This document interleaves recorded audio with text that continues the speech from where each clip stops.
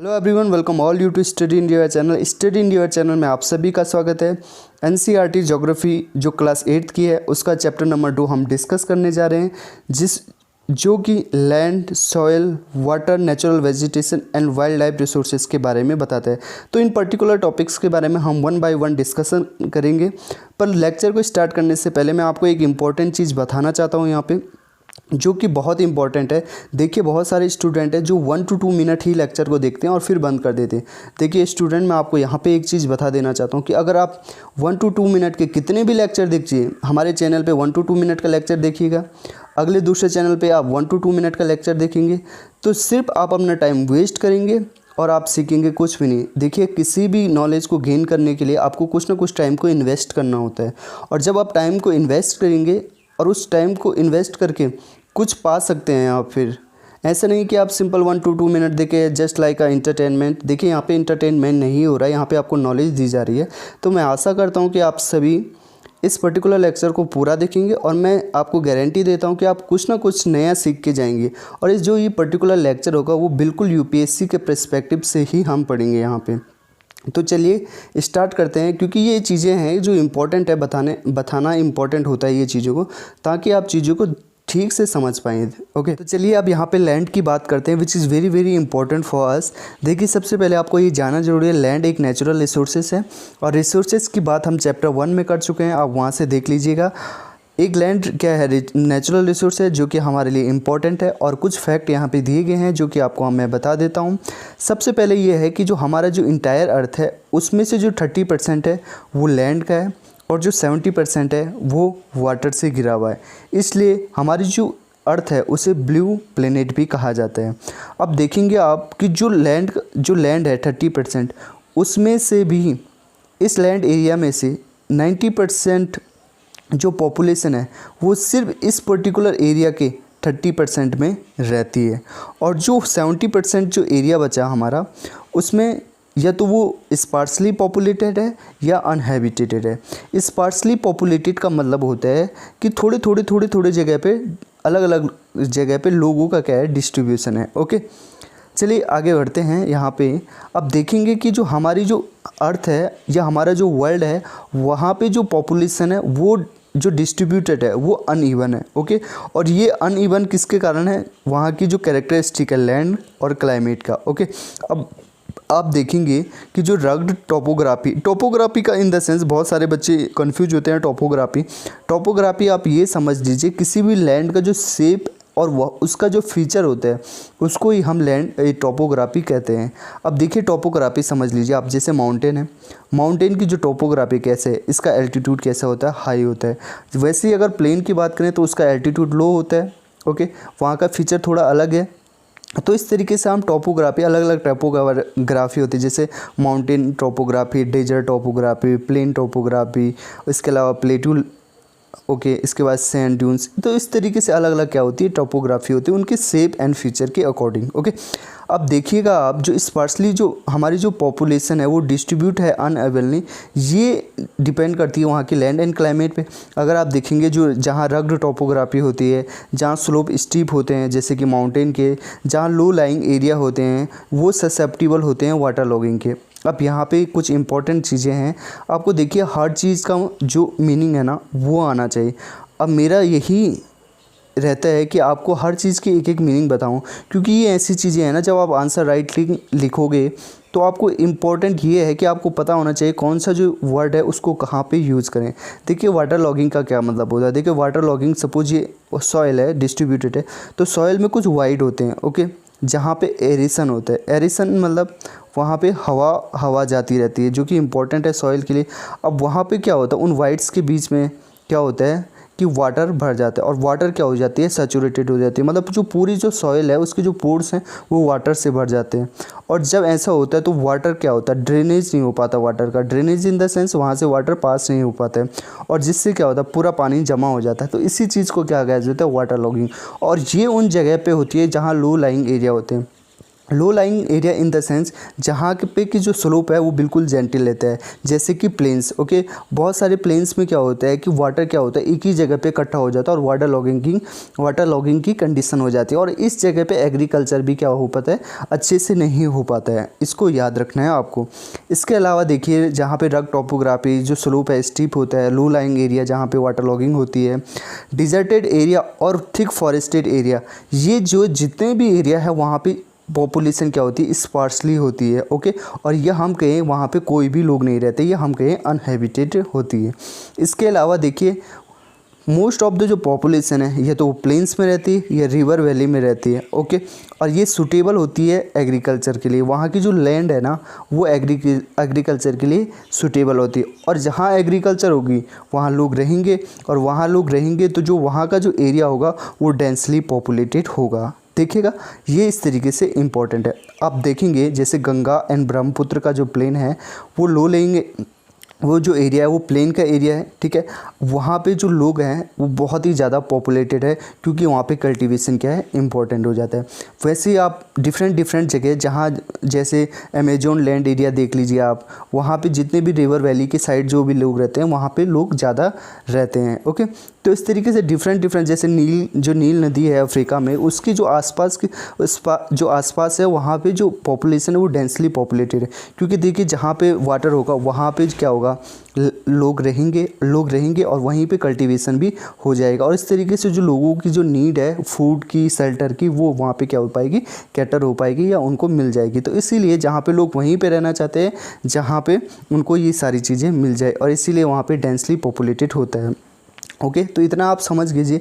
अब यहाँ पे लैंड यूज की बात कही गई है, और लैंड यूज को समझिए किस तरीके से होता है। हमारी जो लैंड यूज है वो डिफरेंट पर्पज़ के लिए होते हैं। सबसे पहले तो एग्रीकल्चर के लिए यूज होती है, इसके अलावा फॉरेस्ट्री के लिए यूज, माइनिंग के लिए यूज होती है, बिल्डिंग होती है, जैसे हम हाउस को बिल्ड करते हैं उसके लिए भी यूज किया जाता है, रोड के लिए यूज किया जाता है, और सबसे ज़्यादा इंडस्ट्री जो कि हमें रोज़गार एम्प्लॉयमेंट देती है। तो इन सारी चीज़ों के लिए क्या होता है, लैंड का यूज किया जाता है, और इससे कॉमनली हम क्या कहते हैं, लैंड यूज पैटर्न कहते हैं। ओके, इतना आप समझ गए। अब देखिए जो लैंड यूज है या लैंड का जो यूज है ये डिटरमाइन होता है फिजिकल फैक्टर के कारण। ओके, जैसे कि मैंने पहले भी बताया है, फिजिकल फैक्टर के कारण ही कहीं पे डेंसली पॉपुलेटेड एरिया है, कहीं पे स्पार्सली पॉपुलेटेड एरिया है। तो फिर जो लैंड यूज का जो पैटर्न है वो भी फिजिकल फैक्टर पे डिपेंड करता है। अब जैसे कि टोपोग्राफी कैसे, अब देखिए प्लेन टोपोग्राफी होगी तो वहाँ पे लोग ज़्यादा रहेंगे, डेजर्टेड एरिया में लोग कम रहना पसंद करेंगे, माउंटेन में तो लोग कम रहते ही हैं।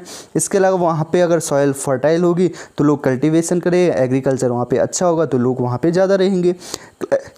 अगर क्लाइमेट अगर हार्श होगा, अगर 50 डिग्री सेंटीग्रेड से ज़्यादा टेम्परेचर होगा तो लोग वहाँ रहना पसंद नहीं करेंगे, अगर 0 डिग्री से भी कम होगा वहाँ पे रहना पसंद नहीं करेंगे। इसलिए लोग वहाँ पे रहना पसंद करेंगे जहाँ पे मॉडरेट टेम्परेचर हो, जैसे कि 25 से 30 डिग्री के बीच में। इसके अलावा मिनरल्स, ओके, मिनरल्स इंपॉर्टेंट है। अगर देखिए जहाँ पे मिनरल्स होंगे वहाँ पे इंडस्ट्रीज होंगी।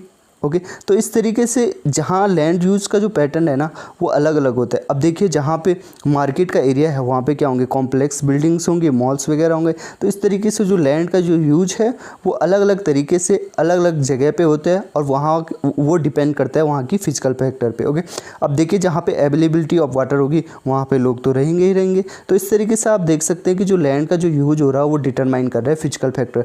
बट आपको इंपॉर्टेंट एक चीज़ याद रखना इंपॉर्टेंट है, ह्यूमन फैक्टर भी इंपॉर्टेंट होता है।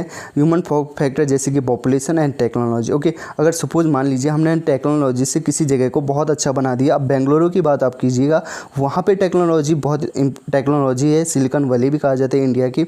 अब देखिए वहाँ पे टेक्नोलॉजी, वहाँ पे लोगों को रोज़गार मिलता है, वहाँ पे टेक्नोलॉजी से हमने स्मार्ट सिटी बनाई है। या दिल्ली की बात करें या हम मुंबई की बात करें तो वहाँ पर टेक्नोलॉजी इंपॉर्टेंट है। ओके, और इसी तरीके से लोग वहाँ पर रहना पसंद करते हैं।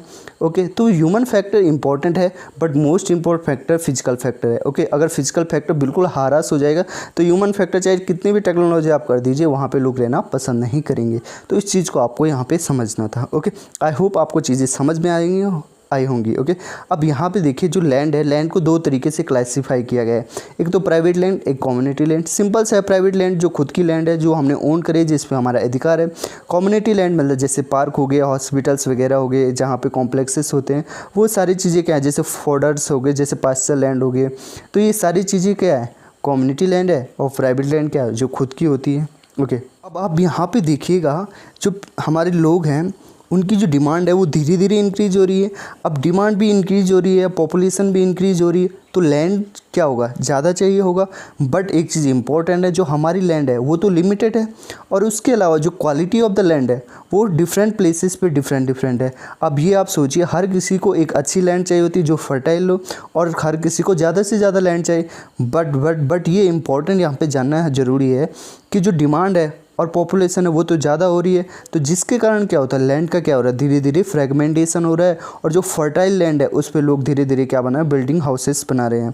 अब यहाँ पे इंपॉर्टेंट आपको जानना ज़रूरी है कि देखिए, अगर लैंड तो लिमिटेड है, पॉपुलेशन बढ़ रही है, डिमांड भी बढ़ रही है, और इस कारण से क्या हो रहा है, लैंड का फ्रेगमेंटेशन हो रहा है। और लैंड का फ्रेगमेंटेशन होने के कारण जो एवरेज लैंड होल्डिंग है वो क्या हो रही है, कम हो रही है। अब देखिए इसका क्या मतलब है, मान लीजिए राम सिंह है, और राम सिंह के बाद 4 बीघा ज़मीन है, ओके।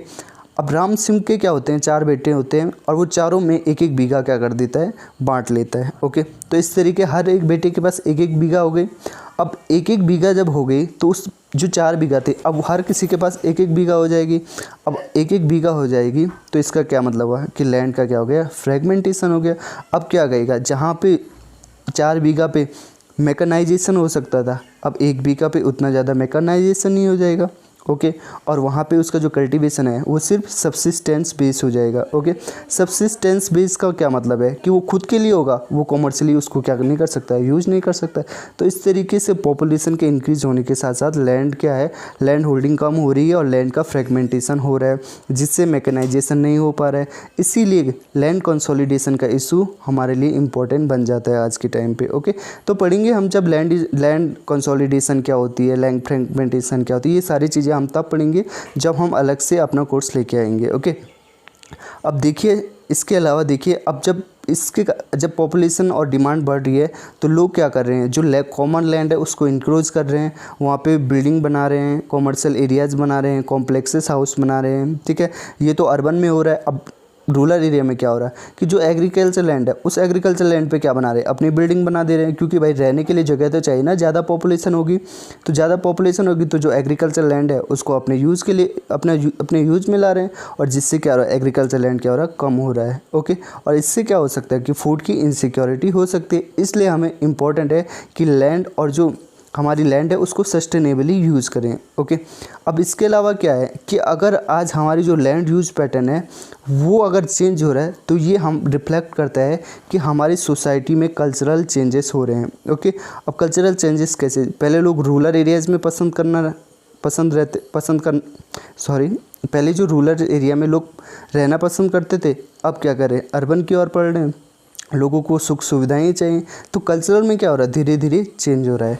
बट आपको इम्पोर्टेंट जानना ज़रूरी है कि इस चीज़ से क्या हो रहा है, लैंड इंक्रोचमेंट से, और जो फर्टाइल लैंड का जो यूज हो रहा है, ओके, अपनी बिल्डिंग बनाने के लिए, तो इस चीज़ से क्या हो रहा है, लैंड का डिग्रेडेशन हो रहा है, लैंड स्लाइड हो रही है। अब देख, लैंड डिग्रेडेशन, सॉइल इरोजन हो रहा है, डिजर्टिफिकेशन हो रहा है, और ये सारे एक इन्वायरमेंटल कॉज बन जा रहे हैं हमारे लिए, और जिसके कारण हमारी जो एग्रीकल्चर लैंड है वो भी कम हो रही है। अब देखिए ये सारे इशू कैसे हैं, देखिए अगर हम जो एग्रीकल्चर या फर्टाइल लैंड है उसको यूज़ करेंगे तो एक तो हमारी एग्रीकल्चर लैंड कम हो जाएगी, ओके, जो फर्टाइल लैंड है वो कम हो जाएगी, जिसके कारण क्या हो जाएगा कि हमारे फूड क्या हो जाएगी, फूड इनसिक्योरिटी हो जाएगी।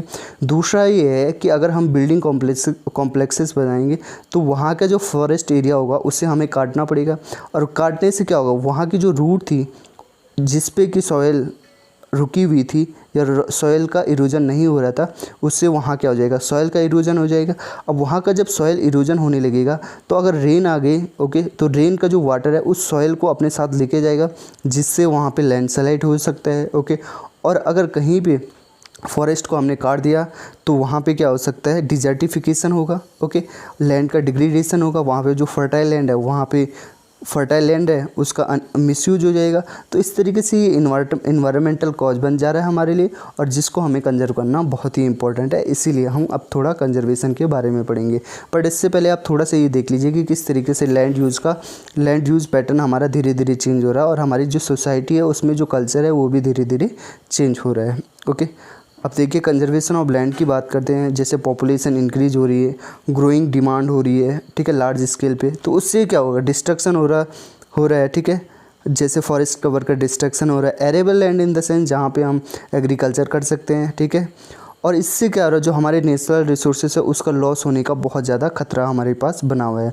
तो हमें क्या करना चाहिए, इस चीज़ को रोकने के लिए, हमारे जो लैंड का जो डिग्रेडेशन हो रहा है उसको रोकने के लिए हमें क्या करना चाहिए। एफॉरेस्टेशन सीधा सीधा अपोजिट है डिफॉरेस्टेशन का। एफॉरेस्टेशन में हमें जो प्लांट है उनको लगाना चाहिए। लैंड रिक्लेमेशन का मतलब क्या हुआ यहाँ पे ये चीज़ समझिए। जैसे हम देखिए किसी लैंड पे क्या करते हैं, प्लगिंग करते हैं, ठीक है, वहाँ पे कल्टीवेट करते हैं। हाँ, तो हमें क्या करना है, लगातार कल्टीवेट नहीं करना है, हमें उसे थोड़ा कुछ टाइम के लिए छोड़ देना चाहिए ताकि जो वो अपनी न्यूट्रिएंट वैल्यू है उसको फिर से दोबारा क्या कर सके, रिक्लेम कर सके। ओके, इसके अलावा जो पेस्टिसाइड है, केमिकल पेस्टिसाइड है, उनका यूज भी हमें क्या करना है, लिमिटेड करना है। जितनी ज़रूरत है उतना ही यूज करना है। इसीलिए अभी हाल ही में इंडियन गवर्नमेंट ने सॉइल हेल्थ कार्ड इशू किए थे ताकि पता चल जाए कि वहाँ की सॉइल में कितना यूज चाहिए, हमें कितना पेस्टिसाइड, कितना केमिकल पेस्टिसाइड यूज़ करना है, वहाँ की जो पीएच वैल्यू कितनी है, वो सारी चीज़ें पता लगाने के लिए ही ये चीज़ की है। ओवर ग्रेजिंग से क्या होता है, देखिए आपके पशु हैं, अगर किसी पास्चर लैंड पे चर रहे हैं तो एक टाइम के लिए चर रहे हैं तो ठीक है, पर धीरे धीरे अगर वो चरेंगे तो वहाँ की जो रूट है वो रूट भी पूरी उखड़ जाएगी और जिससे आप फिर क्या हो जाएगा, लैंड का डिग्रेडेशन हो जाएगा। तो इस तरीके से हमें क्या करना है कि ओवर ग्रेजिंग पे भी क्या करना है, चेक करना है। अगर आप 2 दिन तक कहीं पे चरा रहे हो तो 2 दिन के बाद फिर दूसरे पार्सल लैंड पे चले जाइए। तो इस तरीके से हमें अपनी जो लैंड है उसको क्या करना है, कंजर्व करना है या डिग्रेडेड होने से बचना है। तो देखिए लैंड के लिए आज हम इतना ही रखते हैं, लैंड रिसोर्सेज में इतना ही पढ़ते हैं। इसके अलावा हम फिर जब दूसरा लेक्चर लेके आएंगे उसमें सॉइल पढ़ने की कोशिश करेंगे और वेजिटेशन के बारे में पढ़ने की कोशिश करेंगे। तो आई होप आपने लेक्चर को बहुत अच्छे से समझा होगा और जो जैसे कि मैंने आपको पहले बताया था कि अगर आपने पूरा टाइम इन्वेस्ट किया होगा तो आपको कुछ ना कुछ सीखने को मिला होगा। ओके, सो थैंक यू रखते हैं, इतना ही रखते हैं फिलहाल। So thank you for the day. और जाने से पहले एक बार प्लीज़ सब्सक्राइब जरूर कर दीजिए।